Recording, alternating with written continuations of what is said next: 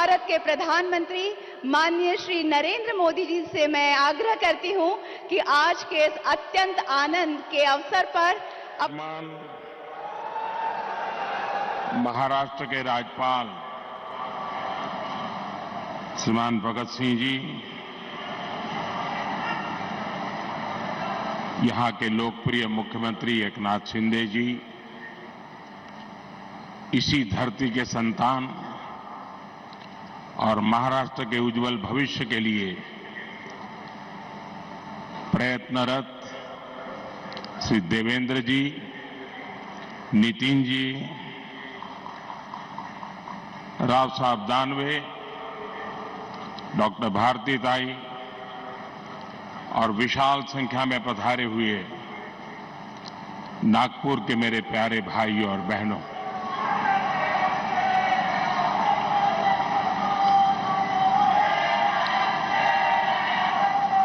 आज संकष्टी चतुर्थी आहे।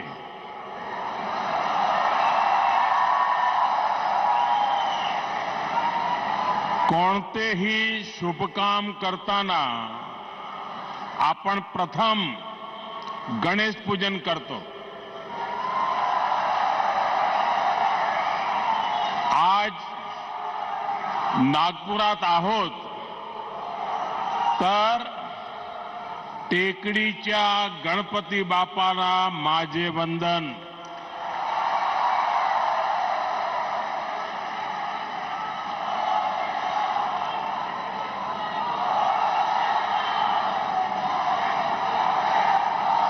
ग्यारह दिसंबर का आज का दिवस संकष्टी चतुर्थी का पवित्र दिवस है। आज महाराष्ट्र के विकास के लिए 11 सितारों के महानक्षत्र का उदय हो रहा है। पहला सितारा हिंदू हृदय सम्राट बाळासाहेब ठाकरे महाराष्ट्र समृद्धि महामार्ग, जो अब नागपुर और शिरडी के लिए तैयार हो चुका है। दूसरा सितारा नागपुर एम्स है, जिसका लाभ विदर्भ के एक बड़े क्षेत्र के लोगों को होगा। तीसरा सितारा नागपुर में national institute of one health की स्थापना है। चौथा सितारा रक्त संबंधी रोगों की रोकथाम के लिए चंद्रपुर में बना आईसीएमआर का रिसर्च सेंटर है। पांचवा सितारा पेट्रोकेमिकल क्षेत्र के लिए बेहद अहम सीपेट चंद्रपुर की स्थापना है। छठा सितारा नागपुर में नाग नदी के प्रदूषण को कम करने के लिए शुरू हुआ प्रोजेक्ट। सातवां सितारा नागपुर में मेट्रो फेज 1 का लोकार्पण और दूसरे फेज का शिलान्यास है। आठवां सितारा नागपुर से बिलासपुर के बीच आज प्रारंभ हुई वंदे भारत एक्सप्रेस है। नवा सितारा नागपुर और अजनी रेलवे स्टेशन के पुनर्विकास की परियोजना है। 10वां सितारा अजनी में 12,000 हॉर्स पावर के रेल इंजन के मेंटेनेंस डिपो का लोकार्पण है। 11वां सितारा नागपुर इटारसी लाइन के कोहली नरखेड़ रूट का लोकार्पण है। 11 सितारों का यह महानक्षत्र महाराष्ट्र के विकास को नई दिशा देगा, नई ऊर्जा देगा। आजादी के 75 साल के अमृत महोत्सव में 75,000 करोड़ रुपए के इन विकास कार्यों के लिए महाराष्ट्र को, महाराष्ट्र की जनता को बहुत बहुत बधाई।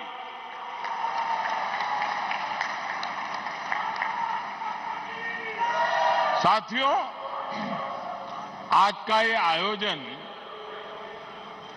इस बात का भी प्रमाण है कि डबल इंजन की सरकार महाराष्ट्र में कितनी तेज गति से काम कर रही है। समृद्धि महामार्ग से नागपुर और मुंबई के बीच दूरी तो कम होगी ही, ये महाराष्ट्र के 24 जिलों को आधुनिक कनेक्टिविटी से जोड़ रहा है। इससे खेती किसानी को, आस्था के विभिन्न स्थलों में आने जाने वाले श्रद्धालुओं को, उद्योगों को बहुत बड़ा लाभ होने वाला है। रोजगार के नए अवसर बनने वाले हैं। साथियों, आज के दिन की एक और विशेषता है, आज जिन योजनाओं का लोकार्पण हुआ है उनमें इंफ्रास्ट्रक्चर विकास का होलिस्टिक विजन दिखता है। एम्स एक अपने आप में अलग तरह का इंफ्रास्ट्रक्चर है और समृद्धि महामार्ग दूसरी तरह का इंफ्रास्ट्रक्चर है। इसी तरह वंदे भारत एक्सप्रेस और नागपुर मेट्रो दोनों ही एक अलग प्रकार का कैरेक्टर है उस इंफ्रास्ट्रक्चर का, लेकिन ये सब एक बुके में, एक गुलदस्ते में अलग अलग फूलों की तरह जिससे निकलकर विकास की खुशबू जन जन तक पहुंचेगी। विकास के इस गुलदस्ते में बीते 8 वर्षों की मेहनत से तैयार विशाल बगीचे का प्रतिबिंब भी है। चाहे बात सामान्य मानवी के लिए हेल्थ केयर की हो या फिर वेल्थ क्रिएशन की हो, चाहे बात किसान को सशक्त करने की हो या जल संरक्षण की हो, आज पहली बार देश में ऐसी सरकार है जिसने इंफ्रास्ट्रक्चर को एक मानवीय स्वरूप दिया है। इंफ्रास्ट्रक्चर का एक ऐसा ह्यूमन टच जो आज हर किसी के जीवन को स्पर्श कर रहा है। हर गरीब को 5 लाख रुपए तक का मुफ्त इलाज देने वाली आयुष्मान भारत योजना हमारे सोशल इंफ्रा का उदाहरण है। काशी, केदारनाथ, उज्जैन से लेकर पंढरपुर तक हमारे आस्था स्थलों का विकास हमारे कल्चरल इंफ्रा का उदाहरण है। 45 करोड़ से ज्यादा गरीबों को बैंकिंग सिस्टम से जोड़ने वाली जनधन योजना हमारे फाइनेंशियल इंफ्रास्ट्रक्चर का उदाहरण है। नागपुर एम्स जैसे आधुनिक अस्पताल खोलने का अभियान, हर जिले में मेडिकल कॉलेज खोलने का अभियान हमारे मेडिकल इंफ्रास्ट्रक्चर का उदाहरण है। और इन सब में जो बात कॉमन है वो है मानवीय संवेदनाओं का तत्व, ह्यूमन टच, संवेदनशीलता। इंफ्रास्ट्रक्चर को हम सिर्फ निर्जीव सड़कों और फ्लाईओवर तक नहीं समेट सकते। इसका विस्तार कहीं ज्यादा बड़ा है। और साथियों, जब इंफ्रास्ट्रक्चर के काम में संवेदना नहीं होती, उसका मानवीय स्वरूप नहीं होता, सिर्फ ईंट, पत्थर, सीमेंट, चूना, लोहा दिखता है, तब उसका नुकसान देश की जनता को उठाना पड़ता है, सामान्य मानवी को उठाना पड़ता है। मैं आपको गोसीखुर्द डैम का उदाहरण देना चाहता हूं। 30-35 साल पहले इस डैम की नींव रखी गई थी और उस समय उसका अनुमानित खर्च 400 करोड़ रुपए के आसपास था। लेकिन बरसों तक संवेदनाहीन कार्यशैली के कारण बरसों तक वो डैम पूरा नहीं हो पाया।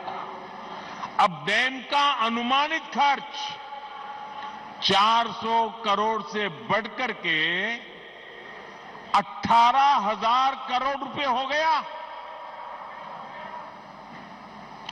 2017 में डबल इंजन की सरकार बनने के बाद इस डैम का काम तेज हुआ है। हर समस्या को सुलझाया गया है। मुझे संतोष है कि इस वर्ष ये डैम पूरा भर पाया है। आप कल्पना कर सकते हैं, इसके लिए 3 दशक से ज्यादा लगे, तब जाकर इसका लाभ गांव को, किसान को मिलने लगा। भाइयों और बहनों, आजादी के अमृत काल में देश विकसित भारत के विराट संकल्प के साथ आगे बढ़ रहा है। विकसित भारत के निर्माण का रास्ता है भारत की सामूहिक ताकत। विकसित भारत के निर्माण का मंत्र है राष्ट्र के विकास के लिए राज्य का विकास। बीते दशकों का हमारा ये अनुभव रहा है कि जब हम विकास को सीमित रखते हैं तो अवसर भी सीमित हो ही जाते हैं। जब शिक्षा कुछ ही लोगों, कुछ ही वर्गों तक सीमित थी, तो राष्ट्र का टैलेंट भी पूरी तरह निखरकर सामने नहीं आ पाया। जब बैंकों तक कुछ लोगों की पहुंच थी, तो व्यापार कारोबार भी सीमित ही रहा। जब बेहतर कनेक्टिविटी केवल कुछ शहरों तक सीमित थी, तो ग्रोथ भी उसी दायरे तक सीमित रही। यानी विकास का पूरा लाभ ना तो देश की बड़ी आबादी को मिल पा रहा था और ना ही भारत की असली ताकत उभर के सामने आ पा रही थी। बीते 8 वर्षों में हमने ये सोच और अप्रोच दोनों बदली है। हम सबका साथ, सबका विश्वास, सबका विकास और सबका प्रयास, इस पर बल दे रहे हैं।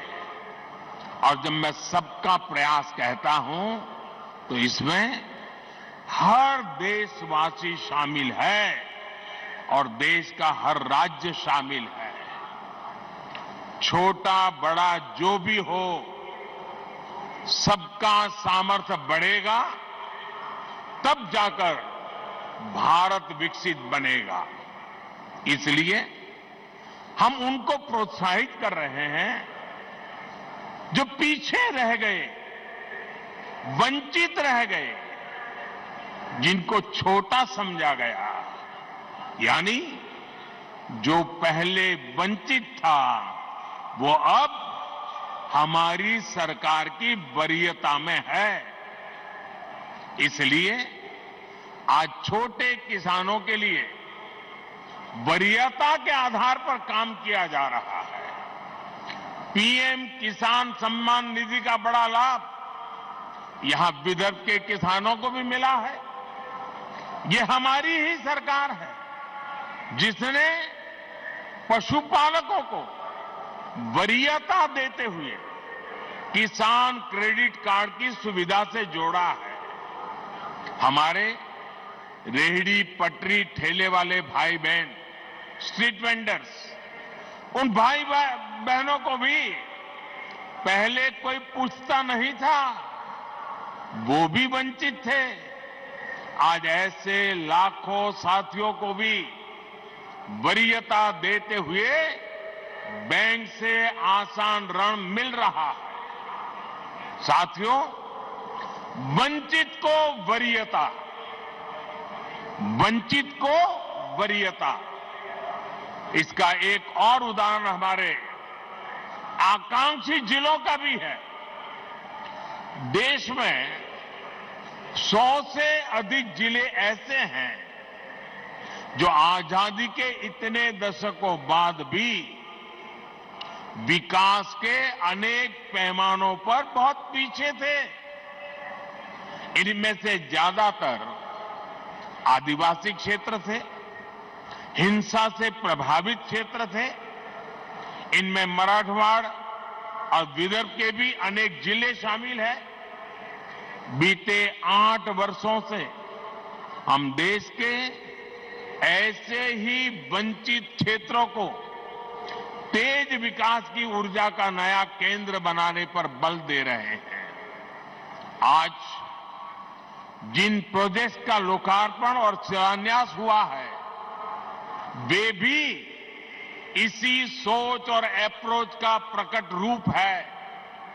साथियों, आज आपसे बात करते हुए मैं महाराष्ट्र के लोगों को, देश के लोगों को भारत की राजनीति में आ रही एक विकृति से सावधान भी करना चाहता हूं। ये विकृति है शॉर्टकट की राजनीति की।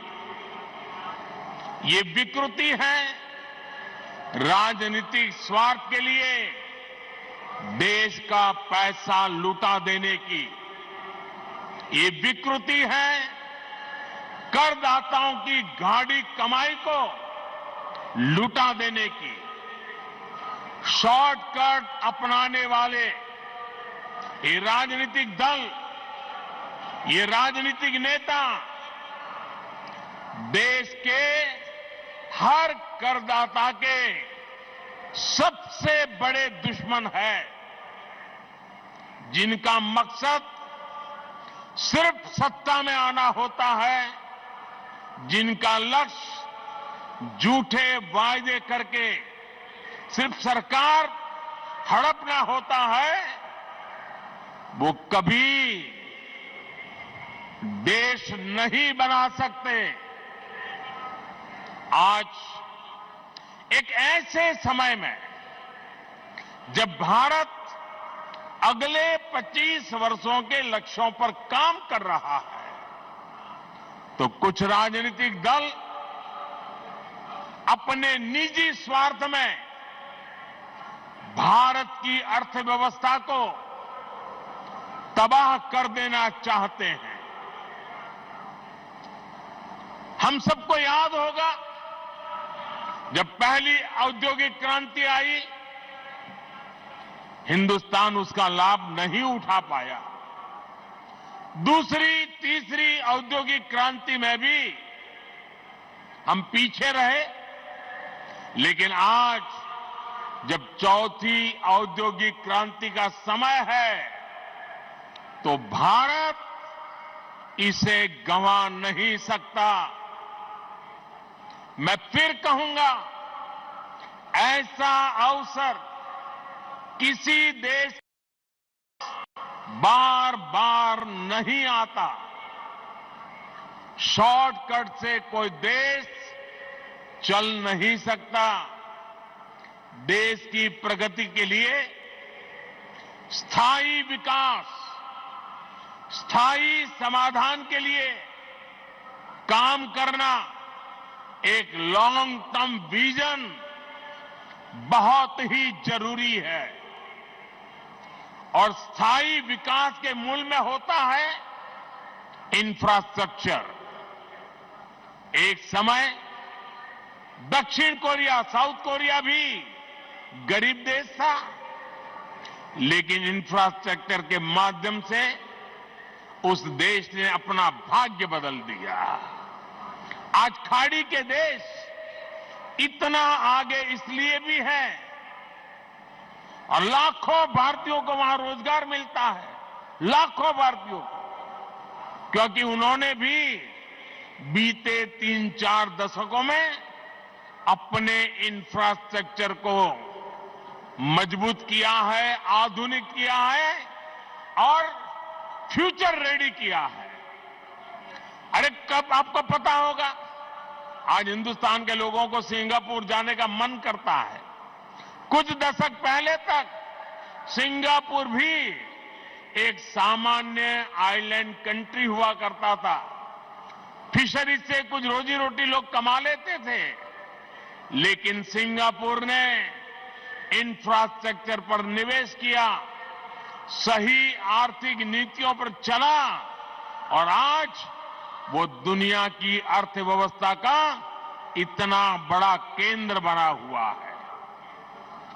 अगर इन देशों में भी शॉर्टकट की राजनीति हुई होती, टैक्स पेयर का पैसा लुटाया गया होता, तो ये देश कभी उस ऊंचाई पर नहीं पहुंच पाते जहां आज है। देर से ही सही, भारत के पास अब यह अवसर आया है। पहले की सरकारों के समय हमारे देश के ईमानदार करदाताओं ने जो पैसा दिया, वो या तो भ्रष्टाचार की भेंट चढ़ गया या फिर वोट बैंक को मजबूत करने में खप गया। अब समय की मांग है कि सरकारी खजाने की पाई पाई का उपयोग देश की पूंजी, युवा पीढ़ी के उज्जवल भविष्य के लिए निर्माण पर खर्च होनी चाहिए। मैं आज भारत के हर युवा से आग्रह करूंगा, हर टैक्स पेयर से आग्रह करूंगा, ऐसे स्वार्थी राजनीतिक दलों को, ऐसे स्वार्थी राजनीतिक नेताओं को एक्सपोज करिए। आमदनी अठन्नी, खर्चा रुपया, ये वाली कुनीति लेकर के जो राजनीतिक दल चल रहे हैं, वे इस देश को भीतर से खोखला कर देंगे। दुनिया के कई देशों में हमने आमदनी अठन्नी, खर्चा रुपया, ये ऐसी कुनीति की वजह से पूरी अर्थव्यवस्था को तबाह होते देखा है। हमें मिलकर भारत को ऐसी कुनीति से बचाना है। हमें याद रखना है, एक और आमदनी अठन्नी, खर्चा रुपया, ये वाली दिशाहीन कुनीति और सिर्फ स्वार्थ है। वहीं दूसरी ओर देश हित और समर्पण भाव है। स्थायी विकास स्थायी समाधान का प्रयास है। आज भारत के युवाओं के पास जो अवसर आया है वो हम ऐसे ही जाने नहीं दे सकते। और मुझे खुशी है कि आज देश में स्थायी विकास और स्थायी समाधान को सामान्य मानवी का भी जबरदस्त समर्थन मिल रहा है। अभी पिछले सप्ताह गुजरात में जो चुनाव के नतीजे आए हैं वो स्थायी विकास और स्थायी समाधान की आर्थिक नीति विकास की रणनीति का परिणाम है। मैं शॉर्टकट अपनाने वाले ऐसे राजनेताओं को भी विनम्रतापूर्वक आदरपूर्वक कहूंगा कि स्थायी विकास के विजन को समझिए, उसके महत्व को समझिए। आज देश के लिए उसकी कितनी जरूरत है उसको समझिए। शॉर्टकट के बजाय स्थायी विकास करके भी आप चुनाव जीत सकते हैं, बार बार चुनाव जीत सकते हैं। ऐसे दलों को मैं कहना चाहता हूं आपको डरने की जरूरत नहीं है। मुझे विश्वास है जब आप देश हित को सर्वोपरि रखेंगे तो शॉर्टकट की राजनीति का रास्ता भी जरूर त्याग करेंगे। भाई और बहनों, एक बार फिर महाराष्ट्र के लोगों को, देश के लोगों को इन परियोजनाओं के लिए मैं बहुत बहुत बधाई देता हूं।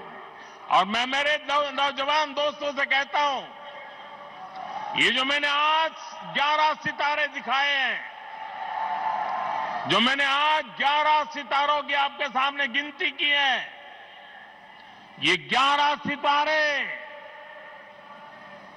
आपका भविष्य गढ़ने वाले हैं, आपके लिए अवसरों को जन्म देने वाले हैं।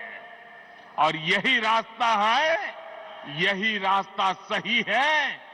एषः पंथः, एषः पंथः, इस मंत्र को लेकर के आइए पूर्ण समर्पण भाव से अपने आप को खपा दे। 25 साल का ये मौका हम जाने नहीं देंगे दोस्तों। बहुत बहुत धन्यवाद।